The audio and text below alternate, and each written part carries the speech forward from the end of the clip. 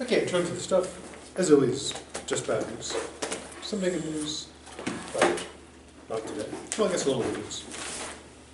Deadlines, the same as been all along. Exam number 1, quizzes part 2, deadline by October 16th. Exam number 2, quizzes part 3, deadline November 13th. Exam number 3, exam 4, quizzes part 4, deadline December 4th. And exam number 5, the exciting final, deadline is December 11th at noon. And the other's deadline at end of day, 11:59 p.m. For the paper, draft deadline is November 16th, plus 5 deadline November 18th, full credit deadline November 25th, and half credit deadline December 4th. And October 16th, only from today, it's homecoming stuff. Well, people generally don't come on Fridays anyways, and definitely not on homecoming. So 16th will be homecoming stuff, as opposed to normal class. Last time we were looking at our good dead friend Tommy Hobbes, talking about a little ethical egoism, and then we finished up looking at 2 of the problems for ethical egoism. And we'll pick up with today is the 3rd problem, and then we'll head to look at our good dead friend Stuart Mill, talking about utilitarianism. Before pressing on to the new stuff, anything about any previous stuff or stuff to be that needs more stuff? It's all about the stuff. Okay, the paradox argument works like this. People who are opposed to ethical egoism claim that if we take the ultimate goal to be happiness, which is something that Ayn Rand, for example, agrees with, then being an ethical egoist makes it, they claim paradoxically, impossible to achieve the goal. And the argument goes like this. In order to achieve happiness, we must have, relations with other people. We must be capable of love and friendship and social interaction and all that stuff. But if we're acting as ethical egoists, selfishly seeking our own self-interest, we cannot do that. Therefore, ironically, by attempting to pursue, crudely put, pursue happiness through selfishness, we'll never achieve it. Therefore, ethical egoism is not the right moral theory, or so it goes. Now, the ethical egoist has a few ways to reply to this. One option is to define happiness in such a way that it doesn't require being a non-ethical egoist. They could, because the assumption is, the objection, they need to be capable of, truly caring for others. And essentially what they're saying is, in order to be happy, you have to be altruistic. But the ethical egoist could reject that assumption and argue against it. The second option is that ethical egoists could accept that happiness requires having those sorts of relations with people, but they can contend that they don't have to be genuine on your side. In other words, as long as you, as the saying goes, can fake sincerity, you've got it made. All you have to do is to convince people you care about them, etc., and you can get all the stuff that's required for happiness while still retaining all the benefits of ethical egoism. And we'll see this illustrated when we get to part 3, talking about the ring of Gyges, in which it is advocated by Glaucon, Plato's brother, that a person should appear to be just if they can't get away with being unjust, and they can still get all the benefits of seeming to be just. So that brings us to the end of ethical egoism. Before heading to our next moral theory, utilitarianism, with our good dead friend Stuart Mill, anything about the stuff so far that needs more stuff? Okay. So, without further ado, utilitarianism. Question. Yes. We could use some of the techniques to our paper. Yes. Yep. Okay. Yeah, in fact, utilitarianism is a moral version of appeal to consequences. So, one way to argue, if you want to argue the way Mill does, based on weighing the positive against the negative, you can make use of Mill's theory of utilitarianism to handle a multitude of cases. For example, you might look at one of the issues currently, discussion today is, concealed carry on campus. It can be seen as a utilitarian argument. One argument is that if, people, faculty, and students have guns concealed, that if there's another shooter, that they'll be able to shoot the shooter or not get shot themselves. And people who are opposed to it argue there's potential risk that someone, like for example, a professor emeritus recently said he wasn't going to go to campus anymore at the University of Texas because he was concerned a student would bring a gun and shoot him. And then there's also concerns about if people are carrying guns on campus, accidents could occur, or someone may get angry and start shooting. So do we have to like point out in the paper, this you could use in like for example like a topic that we're talking about, that we're trying to argue for? Do we point out in the paper, this is an example of consequentialism, utilitarianism? Yeah, I mean, you probably, to make the argument, you would probably... or do we have to say it, like, indiscreetly, if that makes sense? So, like, just explaining it in that format. No, you rather probably... than stating it. Yeah, to make your moral argument, one way to do that, you probably want to say, I am weighing, the consequences of this action, and in terms of my moral argument, I'm making use of utilitarianism. Because that will essentially put in the moral aspect kind of automatically. Yeah, so when you're using moral theory, it's always reasonable to mention it, if only to provide credit. Essentially saying, this is not me making this stuff up, someone else made this stuff up.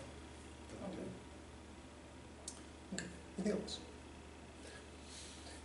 Okay, utilitarianism in the generic works like this.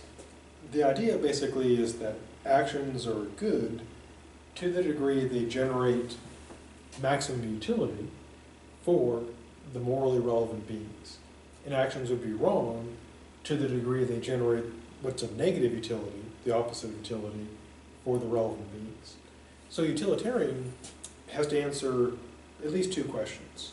One question is the matter of what is utility. And this can be seen as sort of a different term for value. Going back to the notion of consequentialism, it's sort of the point system, the scoring system. What is of value? Utilitarians give different answers. Some base it on happiness, most do. Some base it on pleasure. Some base it on desire satisfaction. Some people base it on other things. But the most common one is typically happiness. And so sort of generically, it's usually a pretty safe bet that utilitarians are all about maximizing happiness. Now the opposite, the negative utility, would be the bad thing. And that would be typically, the opposite, unhappiness, pain, desires not being satisfied. So kind of question one, you ask utilitarian, what's your utility? What's your standard of value? Second thing is the matter of relevant beings. That is a question of the scope or extent of morality, who counts and who doesn't. Now, ethical egoism can be seen as a form of utilitarianism in which the scope is, in my case, me, in your case, you. Other utilitarians broaden it out. So, for example, if you think all humans count, as utilitarian, you have a broader scope. Or you may think that all creatures that can feel pleasure and pain. Or you may include all living things. Or if you're sort of like an extreme utilitarian, you might accept everything somehow counts. So what pretty much divides up utilitarians is what is of utility, let's say what's of value, and who counts. Now utilitarians are divided, in addition to like differing on utility, differing on who counts, there's also two main camps. One is called act, and one is called rule. And here's the difference.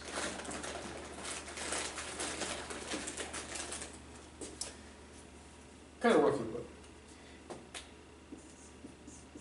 If you are an act utilitarian, you assess the morality of the action, in a sense, based on its consequences, but you assess just that action. If I take this action, what would be the consequences of this action? Now, in the case of rule consequentialism, and again put kind of crudely, what they do is they say, what would be the consequences of this action if this was made into a general rule, policy, etc., that we applied, consistently. So crudely put, the act utilitarian is saying, what if I do, what are the consequences if I do this, like right now? What is the effect of this action? And the rule utilitarian, roughly put, is what if this was like my standard operating procedure, what we generally did, accepted as, say, to use an analogy, accepted as a law. Now, we'll see when we get to the problems of utilitarianism why they made the distinction. But I'll give a quick kind of sneak peek. Imagine you're the sheriff in a small town. So we'll do kind of an, Sheriff Andy Taylor, Mayberry thing. But suppose we'll do kind of a CIS thing because or Murder, She Wrote, there's a terrible killer, killing people terribly in the town. And there's a suspect. And you've arrested this person, but after you arrest them, you discover conclusive evidence. They are not the hamster killer, or whatever killer they are. And then at the same time, what happens is the townsfolk, know that you've got this person locked up, and they are convinced he's the terrible killer. So they surround the sheriff's office, and they demand that you send out the killer. And you know these people, and you know they're really serious. And here's basically your choice. You either hand over, Bob to the mob, and they're going to kill him. They're going to kill Bob, throw him in the wood chipper, or you try to protect Bob from the townspeople. But you know that's going to go badly.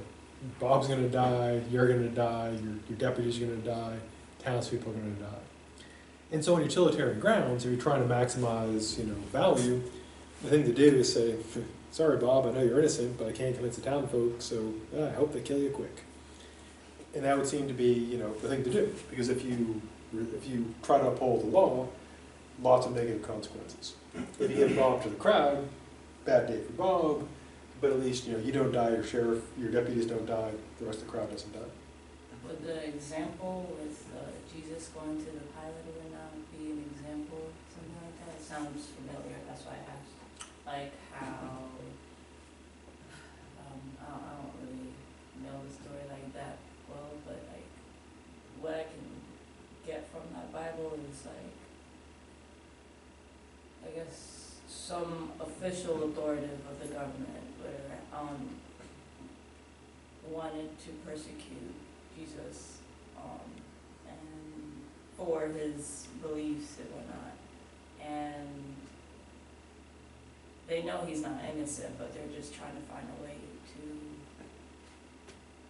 make him guilty. And the crowds are saying to persecute him. Whereas the officials, they know he's not guilty, but out of, social pressure, they just persecute him anyway. Would that be a sort of a similar connection to this principle? Yeah, it could be a similar scenario. Because if someone was saying, suppose you have your own official, you're like, yeah, I know, Jesus is innocent of these crimes, but the mob is crying for blood, and if we don't give them blood, they're going to riot, there's going to be a lot of trouble. So if we weigh one innocent person being crucified versus all the trouble this is going to cause if we don't have a scapegoat, let's do that. And that'd be looking at it in terms of the action. This action, bad, tough for Jesus, but if you looked at it in terms of the consequence, you'd say, well, if we kill the innocent person, that's a negative, killing innocent people. But we appease the bloodlust of the crowd, we don't have a riot, they're happy, political stability is kept. So we look at it in terms of the action, that would be, on those grounds, potentially the right thing to do. Yeah, so that could be a similar scenario. Now, in the case of the turning over Bob to the crowd, we would intuitively think, well, that would be the wrong thing to do.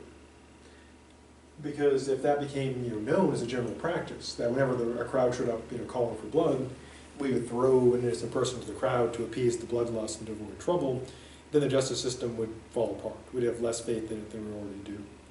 And so the real utilitarian says we have to go by the rule thing.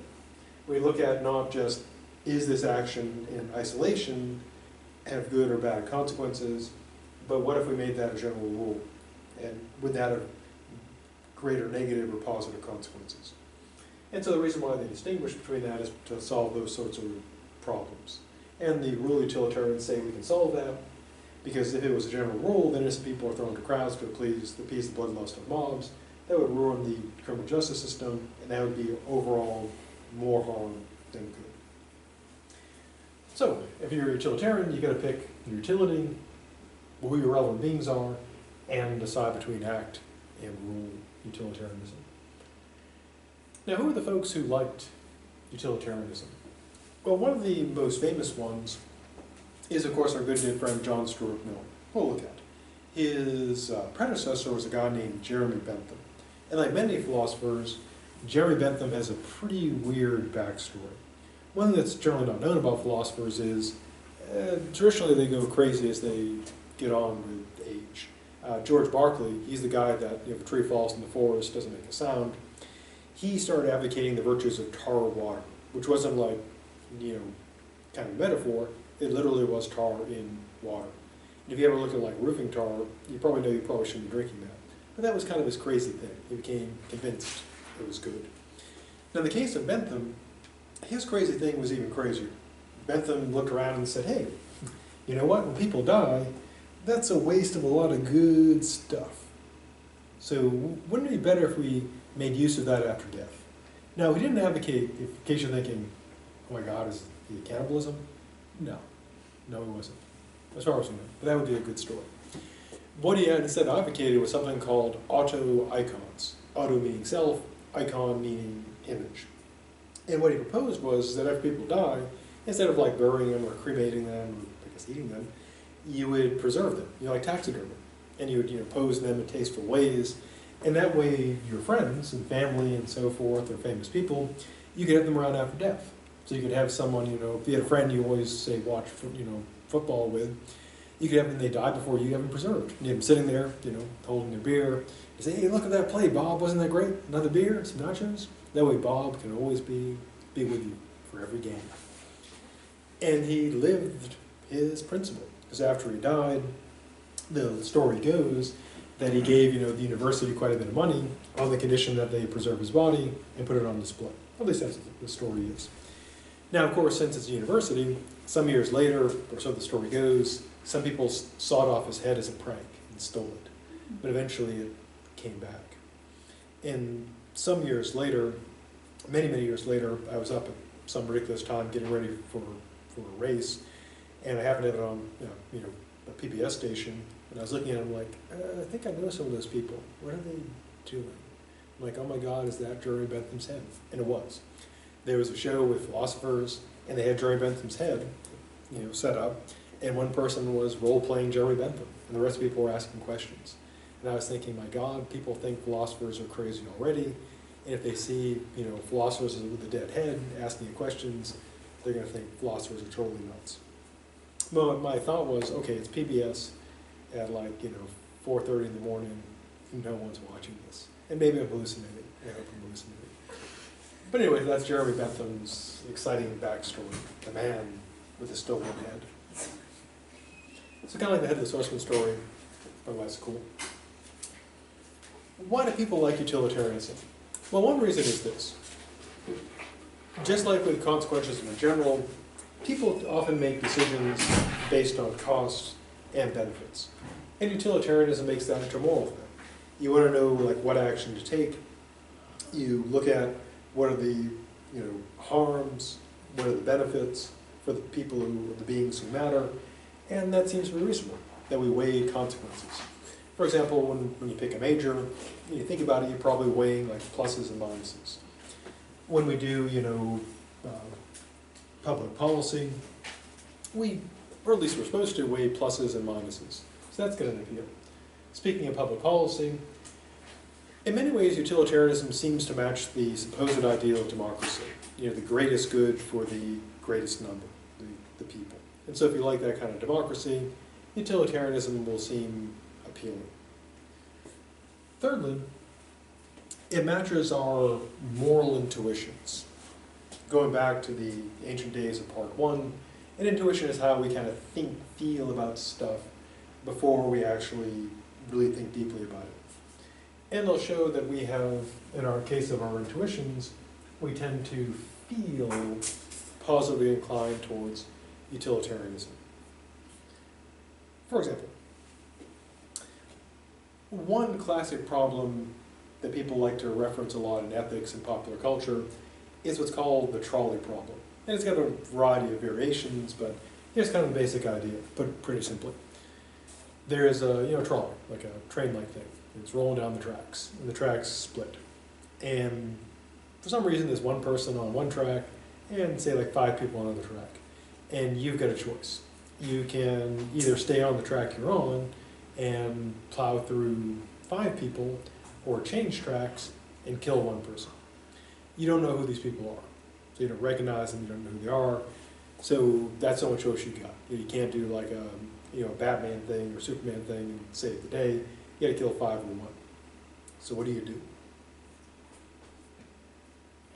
Kill 1, because 1's less than 5. Now, one area where this actually becomes like a real problem, if you're familiar with the Google, the Tesla, and other companies, they're trying to build self-driving cars. And normally the drivers make those moral decisions. Unfortunately, as we drive around, we rarely have to make decisions about like killing people.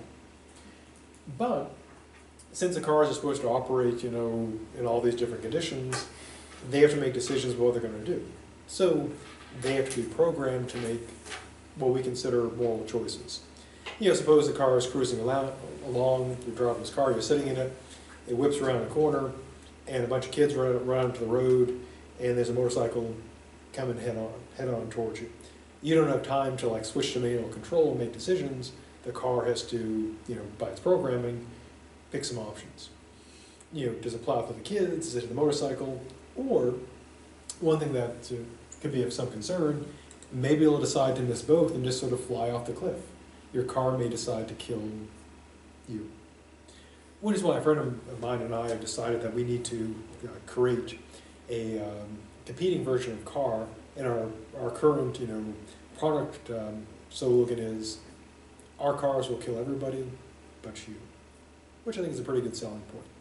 We need a cool name for the company. We're going to call it Neutral Evil Motors, but that's kind of ominous. We might call it like Happy Unicorn Motors or something.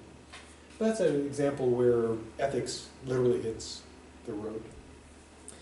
Now, a second example is very similar regarding our moral intuitions. Imagine you're in the following scenario. You graduate, you go to medical school, and you end up interning on a nice tropical island. Not like a, Island of the Dead type of island, but a nice one. And the doctors say, oh, we're going to the mainland for a golf tournament. You'll be the only doctor here, but what could go wrong? And of course, from all movies, whenever someone says, what could go wrong, things will go wrong. And what goes wrong is, well, you're sitting there, in the hospital, there's you and, one nurse, and a plane comes in for a landing and doesn't make it, crashes. And you get a call, the ambulance comes in, ambulances come in, bring people, and you've got, 6 people. You've got a pilot, 5 surviving passengers. Pilot's really busted up.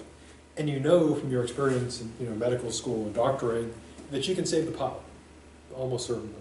But it's going to take so long, the other passengers, probably 4, maybe all of them, will die.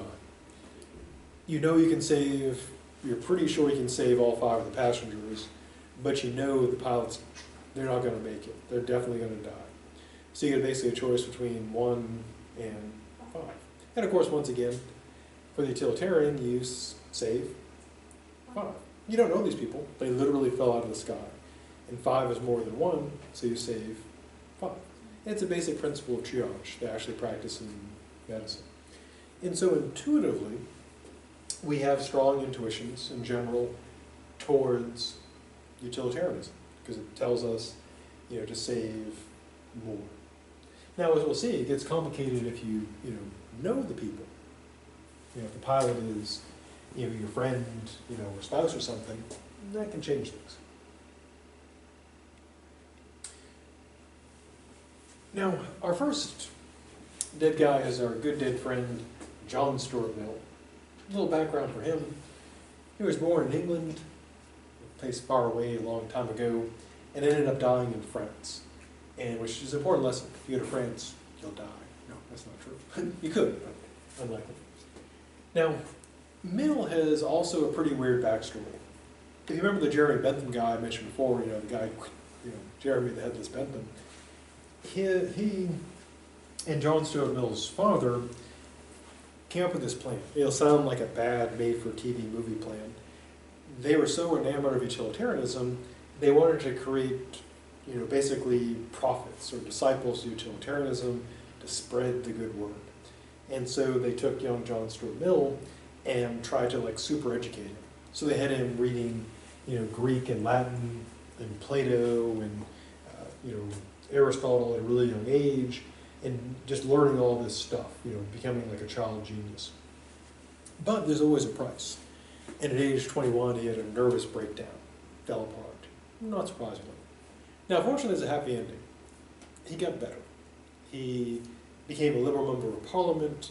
He married his, the girl of his dreams, and he ended up writing a lot of books, such as Utilitarianism, This Objection of Woman, Liberty, and various other works as well. So, went crazy, got better, happy ending. So, the story, doesn't end horribly. Bentham's does, Headless. But Mill's ends pretty well. Now, his moral view is utilitarianism. Now, he wrote a whole book on this, but we're just looking at a thin slice. If you like the metaphor, a slice of bacon. Now, Mill's principle is the principle of utilitarianism, or the greatest happiness principle. Like all brilliant principles, it can be presented like in the sentence. Like Einstein's E equals mc squared. And his is this: actions are right as they tend to promote happiness, wrong as they tend to promote the reverse of happiness, namely unhappiness. So for Mill, this is his way to get through life. If you were wondering, so John, what do I do? And he would say, well, if you want to consider an action, you take the action, and you ask yourself, how much happiness would this generate for those who count? How much unhappiness? And if the happiness outweighs the unhappiness, then that's the right thing to do. And among various choices, whatever generates the most happiness would be morally correct. Now, going back to the ancient days of part 1, we talked about intrinsic value and extrinsic value. And intrinsic value are things that have value in and of themselves. And for Mill, happiness, which he defines as pleasure in the absence of pain, has intrinsic positive value. And it's the only thing with intrinsic positive value. Unhappiness, which he defines as pain in the absence of pleasure, is intrinsically negative value. It's the only thing that's intrinsically bad. Everything else for him gets its value from it either causes happiness, so positive, or causes unhappiness, so negative.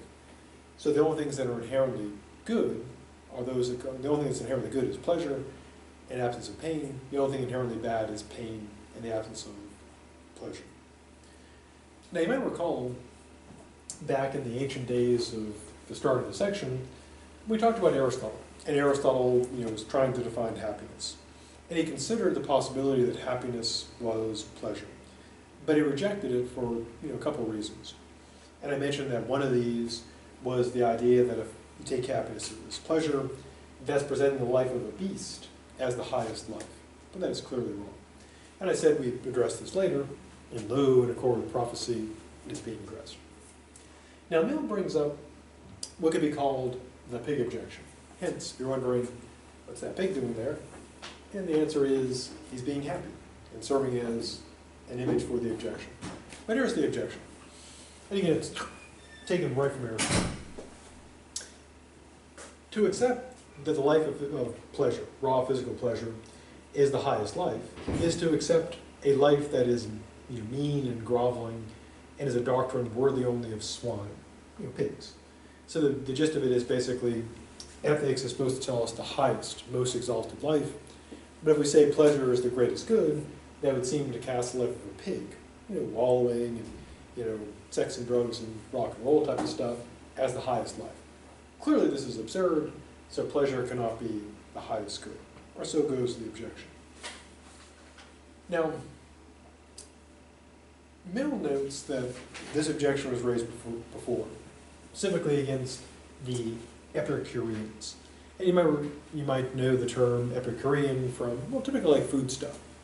In today's usage, an Epicurean is one who enjoys, the finer stuff, fine foods, and they're about, all about the pleasure. And he notes that the Epicureans had the following reply. They kind of turned the tables. They said that someone who says that the pleasures of humans are like those of pigs is to cast people as swine, that the only pleasures that we like are pig pleasures. So in a bit of irony, he says the person making the pig objection is the one that's actually saying people are like pigs. Now Mill has his own reply as well, because he's a philosopher, so pretty careful. And what he does is this. He knows that in terms of sheer quantity, just sheer volume, the animal pleasures win out. Just pure massive pleasure. So what he wants to do is shift the fight to a different measure, namely quality of pleasures. Now, the way he sort of argues for this is straightforward. He says, when it comes to other stuff, we consider not just quantity, but also quality. Well, is he right about that? Well, we can put this to sort of a test. Suppose someone offered you, assuming you're not starving, someone offered you like a fine meal, think of like a fine steak or soy steak, or meatless lasagna or something really good, 5-star. Or you could have like a whole wheelbarrow full of like people chow, just a lot of really cheap food. And in most cases, you go for what? Steak. Yeah, higher quality.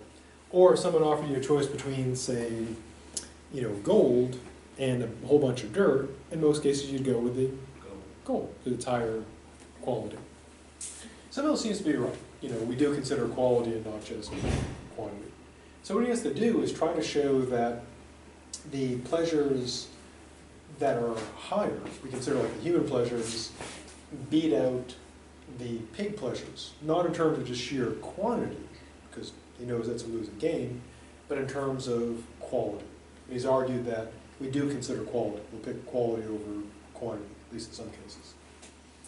Now, the way he does it is this.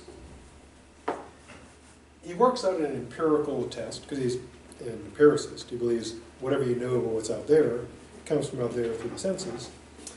And he lays out something you can do with a survey. Suppose you've got two pleasures, A and B, and you're addressing the question of quality, which is higher quality. And here's how he presents his test. You need, again, it's done very much like an empirical study. You need people who fully experience both, so they can properly judge them. So they're not going to be, ignorant of one or biased in favor of the other. And they're asked the following question. They're offered as much of a, essentially unlimited pleasure A, without much or any effort. So lots of A, little effort. And it's put up against B, which they get a restricted amount, and it requires more effort. It comes with more discomfort.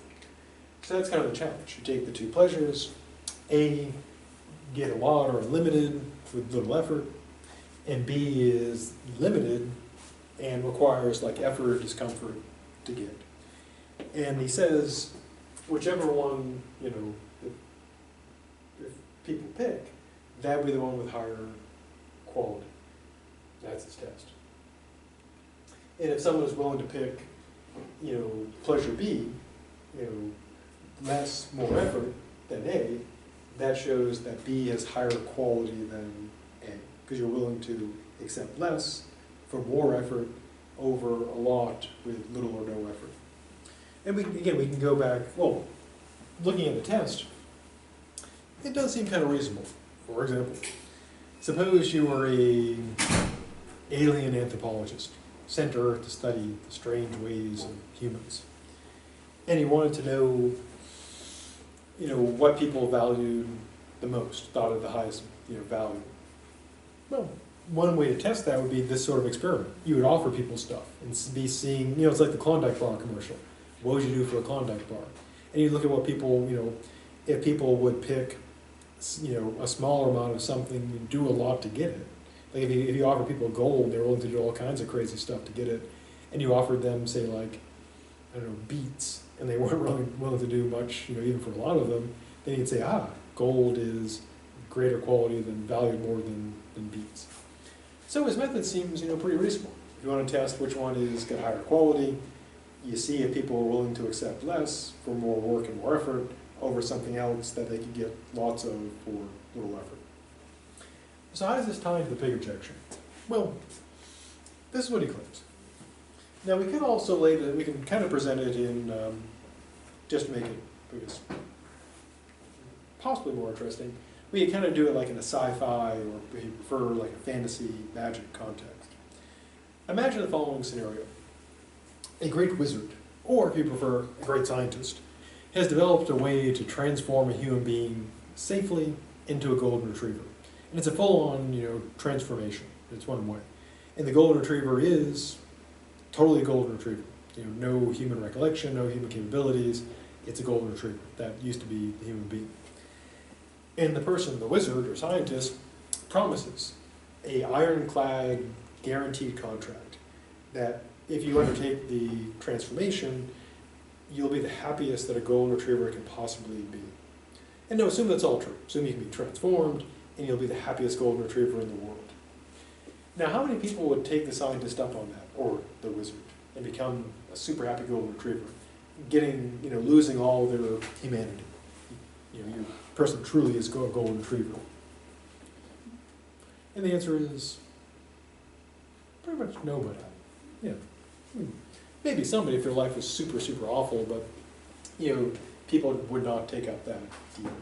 And what his general point is, if people had a choice between the life of a pig with all the super pig pleasures, or the life of a human with the accompanying discomfort, they'd pick the human life. And going back to his test, people will pick the human pleasures, even though they get less of them, and with more discomfort and effort, it hurts to be human, over an unlimited amount of easily attainable pleasures. Now, a more recent version of this objection was put forth by a philosopher, and he called it the experience machine.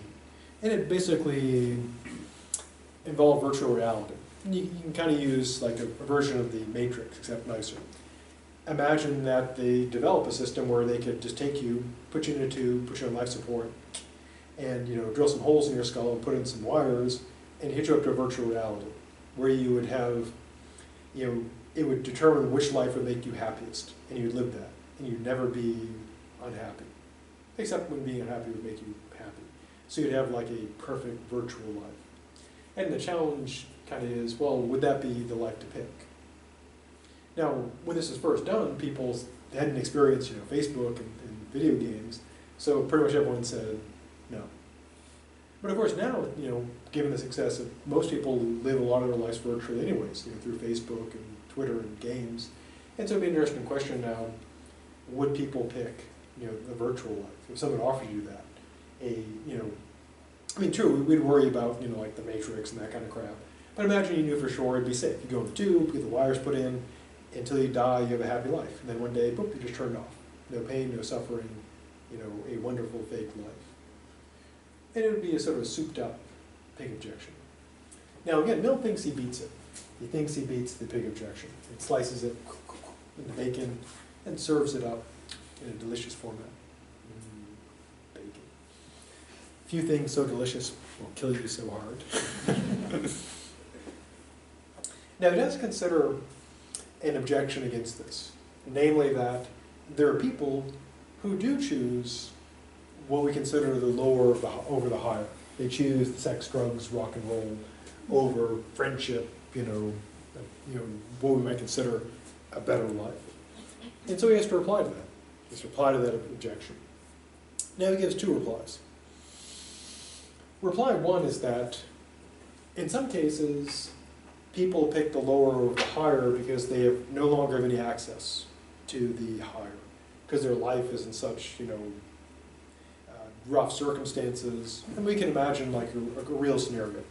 Imagine someone who has to work, like 16 or 18 hours a day, in a factory, making stuff just to survive, and they just don't have access. There's no, for the most part, nothing available for higher pleasures.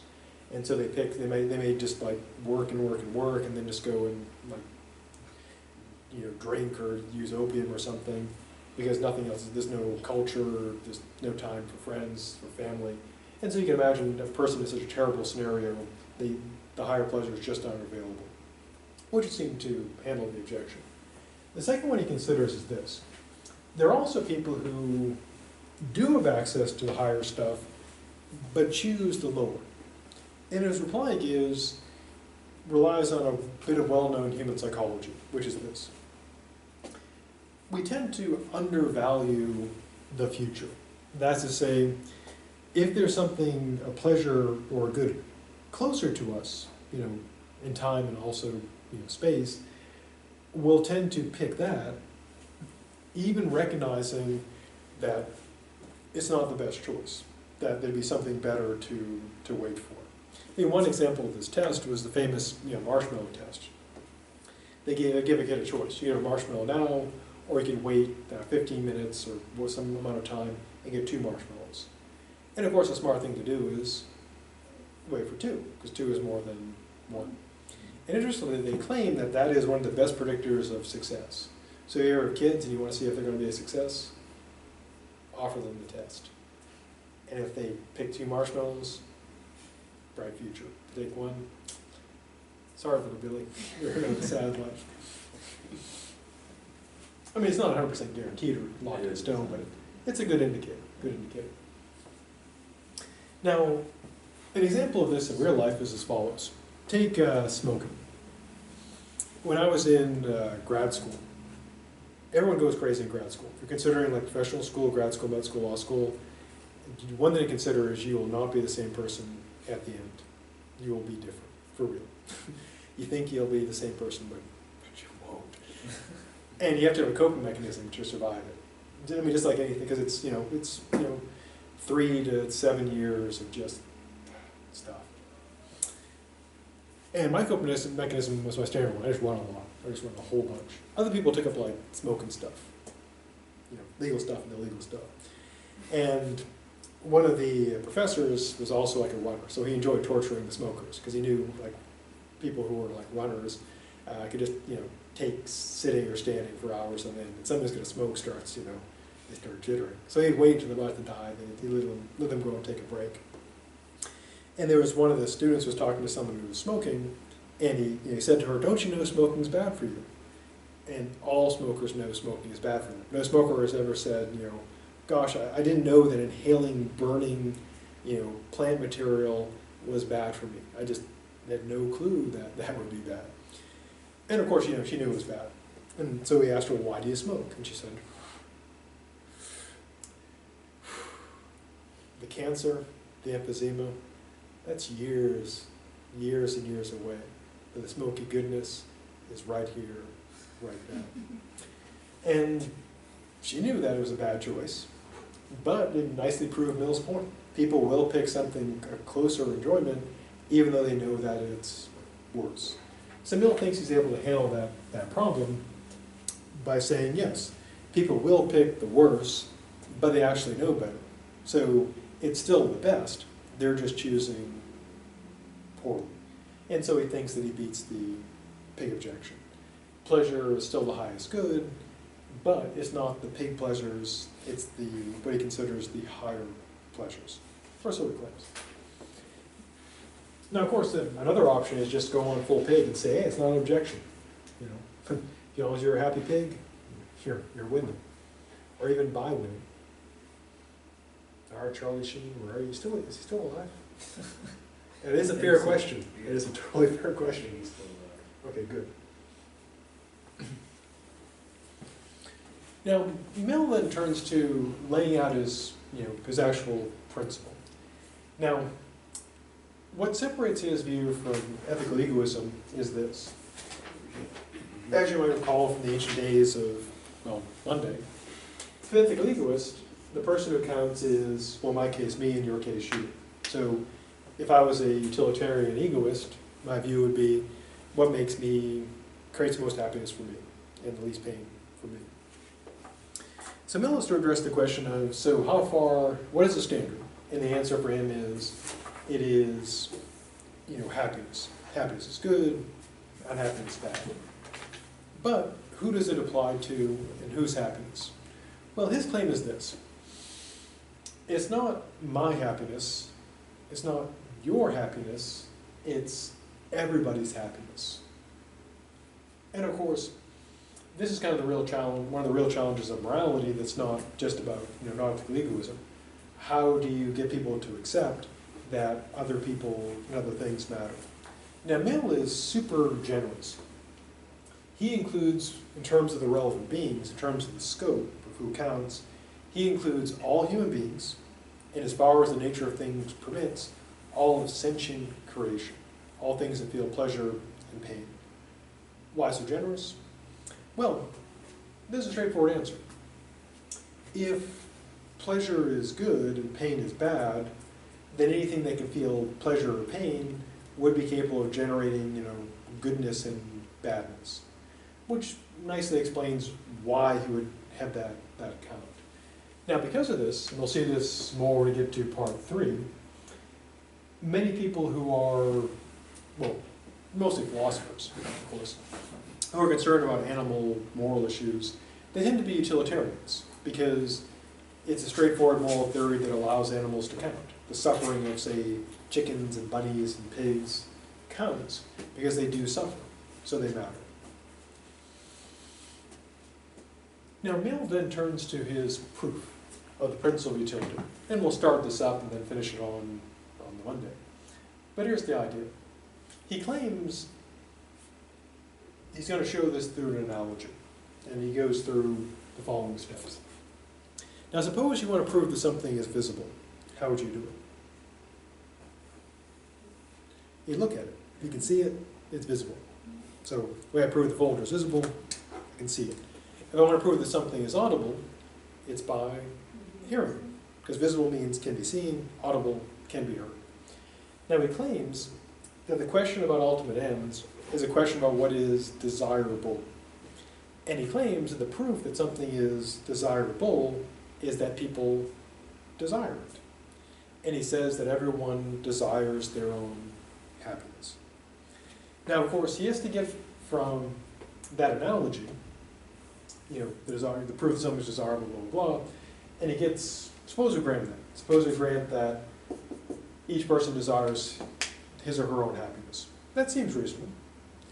But he has to get from that, because that would just be ethical egoism, he has to get from that to utilitarianism, that everybody's happiness matters. And what he does is this. He says, well, if my happiness is a good for me, then the happiness of all is a good for all. Which on one hand is true, but on the other hand is kind of suspicious. And when we meet again on Monday, after hopefully a happiness-filled and pain-free weekend, we'll pick up looking at some criticisms. So, have a good weekend, and I'll see you on Monday.